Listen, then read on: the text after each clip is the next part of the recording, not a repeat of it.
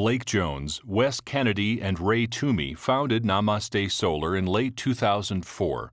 Their first foray into the public eye occurred at the annual Boulder Creek Festival in May of 2005, amidst local dance troupes, microbrewery tents, and Coloradan artisans.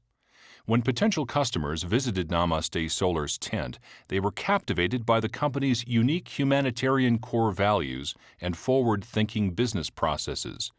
Namaste Solar found its perfect home in Boulder, Colorado.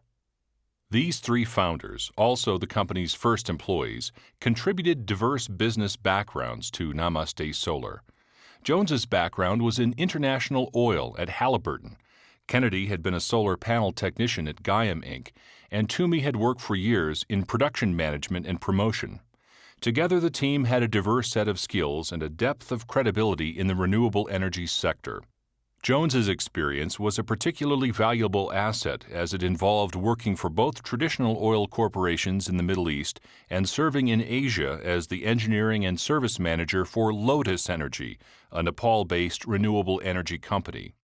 Jones, Kennedy, and Toomey sought to build a business that reflected their core values and a unique structure that instilled responsibility and pride in the employees.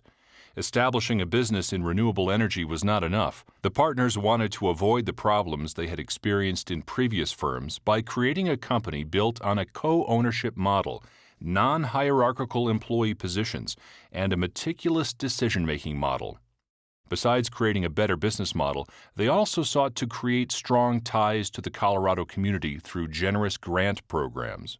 When Colorado's Amendment 37 passed on November 3, 2004, it positioned solar power as a necessary energy resource. The law came into effect on December 1, 2004, requiring the largest utilities in the state to obtain 3% of their electricity from renewable energy by 2010 and 10% by 2015. Of the renewable energy sourced, the amendment mandated that 4% be from solar power. This landmark legislation created a unique market opportunity for Namaste Solar. On February 17, 2009, Namaste Solar gained national notoriety when the President of the United States, Barack Obama, signed the economic stimulus bill at the Denver Museum of Nature and Science.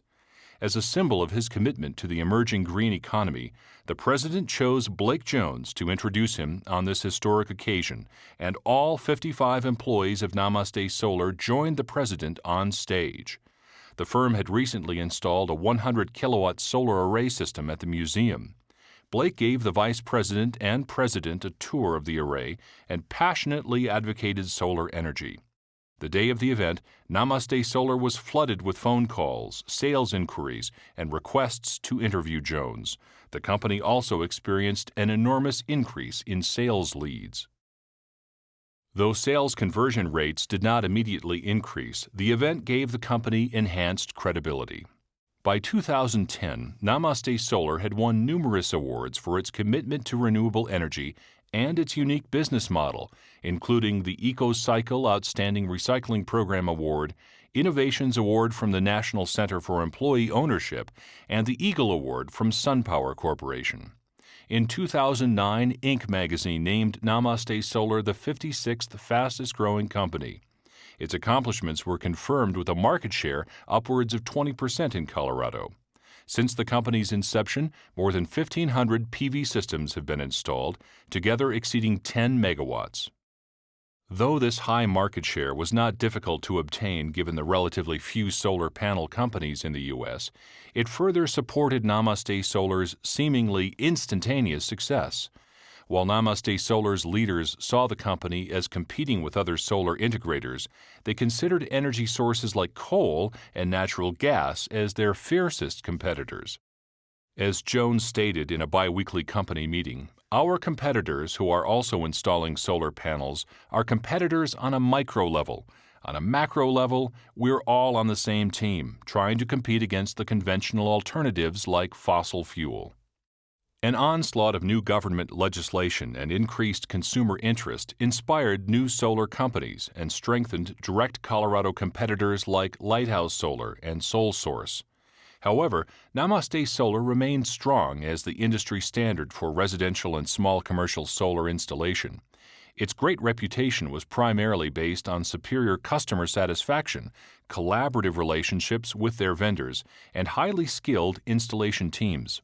And while competing solar companies relied on shipments to the site directly from vendors, which often led to delayed installations, Namaste Solar stored panels and equipment at 2 warehouses, thereby securing equipment in time of silicon shortages and also avoiding equipment mishaps at the installation site. Namaste Solar sourced its panels from 3 main solar panel manufacturers: SunPower, Kyocera Solar, and Sharp Solar. Market dominance did not come easily, and changes within the firm threatened its viability. Namaste Solar continued to work with growing pains such as insufficient pay, inconsistent decision-making processes, and installation project backlogs. On the one hand, Namaste Solar was a Coloradan favorite and relished in toadying press coverage, including support from the president. On the other hand, the firm struggled to hold to its core values, unusual managerial structure, and maverick attitude with an increasingly competitive industry. The roots of solar photovoltaic energy grew out of experiments done by French physicist Antoine César Becquerel in 1839. He observed that he could produce an electric current by shining light on an electrolytic cell composed of an electrolyte and 2 electrodes. During the 1870s, the German scientist Heinrich Hertz and others observed the photovoltaic PV effect, the conversion of light into electricity in solids. The first primitive PV cells were built in the 1800s with about 1 to 2% efficiency. In 1954, U.S.-based Bell Labs introduced the first solar photovoltaic device that produced a useful amount of electricity. By the late 1950s, solar cells were used in small-scale scientific and commercial applications, especially for the U.S. space program. Photovoltaic energy is a technology in which light is converted into electricity using photovoltaic modules that have no moving parts, operate quietly without emissions, and are capable of long-term use with minimal maintenance. Crystalline silicon, the same material commonly used in the semiconductor industry, is the material used in 94% of all PV modules today. PV modules generate direct current, DC electricity. For residential use, the current is fed through an inverter to produce alternating current, AC, that can be used to power the home's appliances. The main barrier to widespread use of this technology is the initial high equipment cost. Other barriers included few federal or state incentive programs and a limited availability of silicon. PV technology had been advancing over the last few decades. In 1990, worldwide PV sales reached 48 megawatts, including use in everything from pocket calculators to communications systems. In 2007, worldwide solar cell production reached a consolidated figure of 3,435 megawatts. Due to national research and design programs and major capital investments in manufacturing, the price of solar PV dropped considerably, and in 2009 it cost 1/10 of what it had only 20 years prior. Public interest, media coverage, and federal incentives encouraged businesses and residences to explore renewable energy options. In Colorado, solar tax credits for solar installation projects increased to 30% in 2009, and the local utility company, Xcel, offered incentives through rebates that were as high as $4.50 per watt.